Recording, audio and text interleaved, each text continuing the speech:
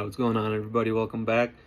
Today we'll be reading Luke chapter 22. This chapter is going to be a little bit longer, so bear with me through that. But I'm reading from the NLT translation, and without further ado, let's go ahead and dive in. Luke chapter 22. The festival of unleavened bread, which begins with the Passover celebration, was drawing near. The leading priests and the teachers of religious law were actively plotting Jesus' murder, but they wanted to kill him without starting a riot, a possibility they greatly feared. Then Satan entered Judas Iscariot, who was one of the 12 disciples. So we see here that Satan actually entered Judas. From my understanding, he most likely left some sort of a spiritual door open, whether it be through his greed, because Judas Iscariot was in charge of the disciples' money and stuff like that, and very often stole from them. So maybe he left some sort of a spiritual door open for Satan to actually enter. But we see here saying that Satan actually entered Judas Iscariot, who was one of the 12 disciples. And he went over to the leading priests and captains of the temple guard to discuss the best way to betray Jesus to them. They were delighted that he was ready to help them, and they promised him a reward. Again, the reward was the 30 silver pieces. We'll learn about that in Matthew and Mark, but the reward is 30 silver pieces. Again, he had greed and was motivated more by money. So he began looking for an opportunity to betray Jesus so they could arrest him quietly when the crowds weren't around. The Last Supper. Now the festival of unleavened bread has arrived, when the Passover lamb was sacrificed.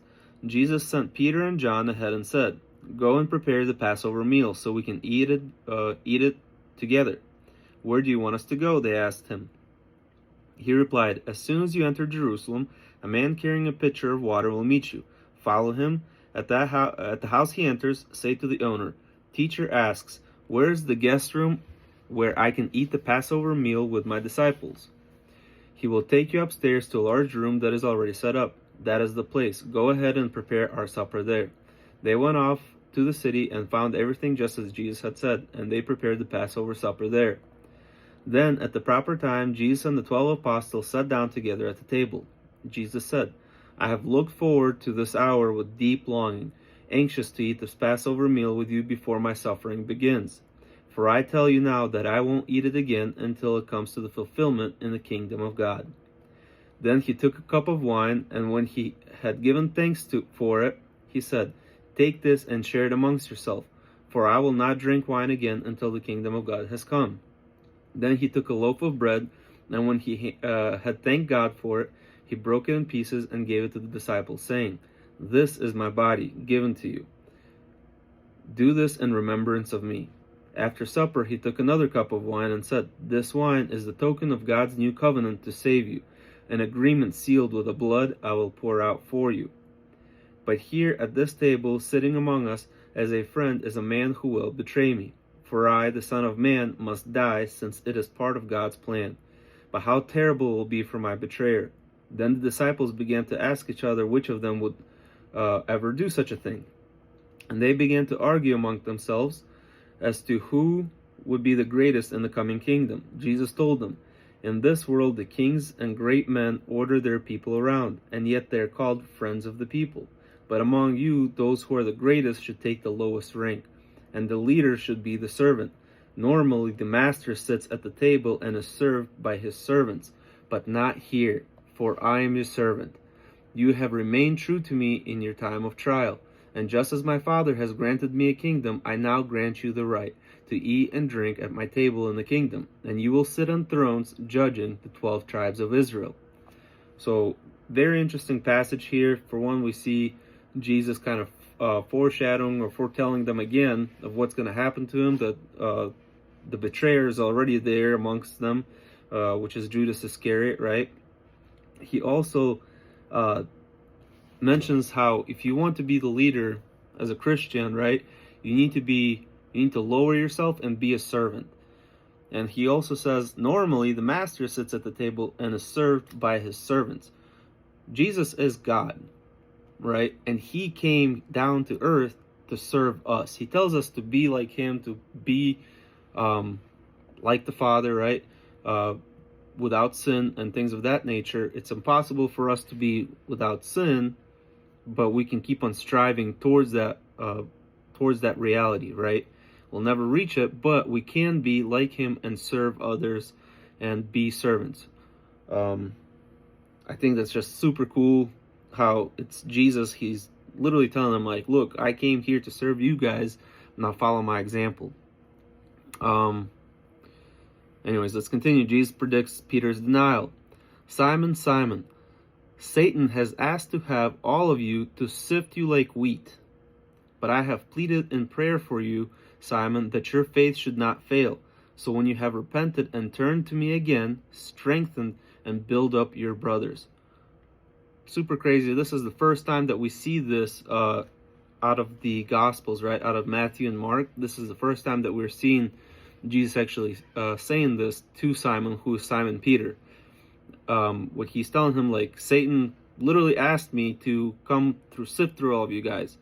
But I said pretty much no. I pleaded in prayer for you specifically, Simon, that your faith should not fail.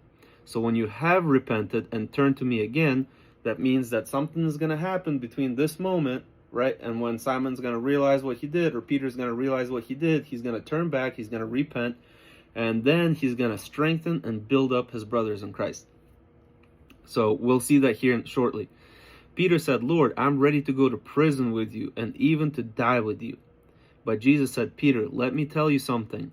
The rooster will not crow tomorrow morning until you have denied 3 times that you even knew me. Then Jesus asked him, when I sent you out to preach the good news, and you did not have money, a traveler's bag, or extra clothing, did you lack anything? No, they replied. But now, he said, take your money and traveler's bag, and if you don't have a sword, sell your clothes and buy one. For the time has come for this prophecy about me to be fulfilled. He was counted among those who were rebels. Yes, everything written about me by the prophets will come true. So notice here, Jesus is saying, when I sent you out first to spread the good news, and I told you not to bring anything, were you guys lacking anything? And they're like, nope, everything that you told us to take with us, that was plenty for us. Now Jesus is saying, take your money and traveler's bag, and if you don't have a sword, sell your clothes and buy one. So a lot of people like to kind of just pause there and, kind of use that as some sort of a backing, that Christians should arm themselves and go fight. But listen to what he says right after that, right? For the time has come for this prophecy about me to be fulfilled.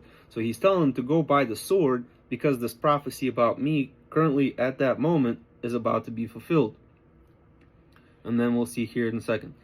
So, Lord, they replied, we have 2 swords among us. That's enough, he said. 2 swords between the 12 apostles and Jesus. They only had 2 swords, and he said, hey, that's enough. We don't need any more. So obviously it's not like to go bear arms, right, to pick up your sword and start slaying all the enemies and things of that nature. Seems like these swords kind of have some sort of different meaning, which I'm going to go into, explain to what I believe that meaning is. Then, accompanied by his disciples, Jesus left the upstairs room and went as usual to the Mountain of Olives. There he told them, pray that you will not be overcome by temptation. Pray that you will not be overcome by temptation. Pretty important, I think. He walked away about a stone's throw and knelt down and prayed, Father, if you are willing, please take this cup of suffering away from me. Yet I want your will, not mine. We see here Jesus praying, very human of him, right? He knows what's about to happen. He is God, but he is in human flesh currently, right? And he is saying, God, please, if there's anything else, like I'm about to suffer terribly, but if there's anything, if you can take this cup of suffering away from me, please take it away from me. But here's the important part. I want your will, God. I want your will to be done, not mine. Very important. Then an angel from heaven appeared and strengthened him. He prayed more fervently, and he was in such agony of spirit that his sweat fell to the ground like great drops of blood. So he was literally sweating blood. And apparently, I didn't know this before, but apparently it is a scientific fact that somebody who's in super, super big distress, very rare, but it is possible for people to literally start sweating blood. So he was in such agony that he started sweating blood. At last he stood up again and returned to the disciples, only to find them asleep, exhausted from grief. "Why are you sleeping?" he asked. "Get up and pray, otherwise temptations will overpower you." So that's twice now that Jesus talks about that, right? First he says, "Pray that you will not be overcome by temptation," and now he finds them sleeping and he says, "Get up and pray, otherwise temptation will overpower you." And yes, he's talking directly to them, but I think we can utilize this in every day of our life. We all have some sort of a temptation, and it is so important to, whenever that temptation comes, starts knocking at the door, that you start praying, right? Start praying to get away from that temptation, whatever it might be, greed, lust, whatever, anger towards somebody else, whatever it might be. Before you allow the temptation to overtake you, start praying. Let's continue. Jesus betrayed and arrested. But even as he said this, a mob approached, led by Judas, one of his 12 disciples. Judas walked over to Jesus and greeted him with a kiss. But Jesus said, "Judas, how can you betray me, the Son of Man, with a kiss?" When the other disciples saw what was about to happen, they exclaimed, "Lord, should we fight?" "We brought the swords." And one of them slashed the high priest's servant and cut off his right ear. But Jesus said, "Don't resist anymore." And he touched the place where the man's ear had been and healed him. Then Jesus spoke to the leading priests and the captains of the temple guard and the other leaders who headed the mob. "Am I some dangerous criminal," he asked, "that you have come armed with swords and clubs to arrest me? Why didn't you arrest me in the temple? I was there every day, but this is your moment, the time when the power of darkness reigns." So now we're back to the swords, right? Jesus told them specifically, he said, 2 swords, that's enough. We see here, they come armed. They came armed because if he wasn't armed, in my personal understanding, right, Jesus told them, hey, 2 swords is more than enough. Like, we're not trying to fight these guys. But if they didn't come armed, maybe some of the guards would have been like, whoa, like, these guys are just guys. Like, why are we arresting them, right? But they saw the swords, things of that nature. Not only that, but then the certain individual slashed off the ear, which ended up being Peter. We're going to learn about it in the next gospel, in the Gospel of John, that it was Peter that slashed off the ear. So what does Jesus do? Instead of, for one, he told them, don't resist anymore, like, stop fighting. Then he heals the guy. Why does he do that? So he heals the guy again to show his miraculous powers that he has. Also, that there is no evidence, in my personal opinion, that there is no evidence for Peter to get arrested, for the rest of his disciples to get arrested, right? So they needed to have those swords for him to be able to show this and for them to come and actually arrest him. Like, hey, look, there's those guys that we're supposed to arrest. They actually are armed, so we should probably take this more serious, right? Instead of just being like, these are just peaceful guys. So he cuts off the ear, he heals him, shows the miraculous sign that he can heal people, right? Even their cut off ears. And then also, if the guard or if the priest or whoever decide to go back to the temple and be like, one of Jesus' guys attacked me, like he cut off my ear, everybody else is going to look at him and be like, are you crazy? Your ear is right there and it's perfectly fine. So they won't have a case necessarily to go after Peter. Again, that's my personal opinion to why Jesus told them, go sell your coats and buy a sword. And when they said that we have 2, he's like, that's more than enough. Like, that's plenty. We're good. Let's go. All right, let's continue. Verse 54, Peter denies Jesus. So we're talking about earlier in verse 31 when Jesus telling Peter, like, hey, you're going to betray me, but I prayed that that once your faith should not fail. So when you have repented and turned to me again, right, to strengthen and build your brothers. So here we see Peter denies Jesus. So they arrested him and led him to the high priest residence. And Peter was following far behind. The guards lit the fire in the courtyard and sat around it, and Peter joined them there. A servant girl noticed him in the firelight and began staring at him. Finally, she said, this man was one of Jesus' followers. Peter denied it. Woman, he said, I don't even know the man. After a while, someone else looked at him and said, you must be one of them. No, man, I'm not, Peter replied. About an hour later, someone else insisted, this must be one of Jesus' disciples because he is a Galilean too. Remember Jesus of Galilee, or he was from Galilee. But Peter said, "Man, I don't know what you're talking about." And as soon as he said these words, the rooster crowed. At that moment the Lord turned and looked at Peter. Then Peter remembered what the Lord had said. "Before the rooster crows tomorrow morning, you will deny me 3 times." And Peter left the courtyard crying bitterly. Now the guards in charge of Jesus began mocking and beating him. They blindfolded him, and they hit him and asked, "Who hit you that time, you prophet?" And they threw all sorts of terrible insults at him. Jesus before the council. So we see here, right, Jesus told him that you're going to deny me 3 times before the rooster crows, and we see this unfolding here. Obviously, Peter went away. Once he realizes this, then he will, he will repent and turn to Jesus again later on. At daybreak, all the leaders of the people assembled, including the leading priests and the teachers of religious law. Jesus was led before the high council, and they said, "Tell us if you are the Messiah." But he replied, "If I tell you, you won't believe me. And if I ask you a question, you won't answer. But the time is soon coming when I, the Son of Man, will be sitting at God's right hand in the place of power." They all shouted, "Then you claim you are the Son of God." And he replied, "You are right in saying that I am." Crazy.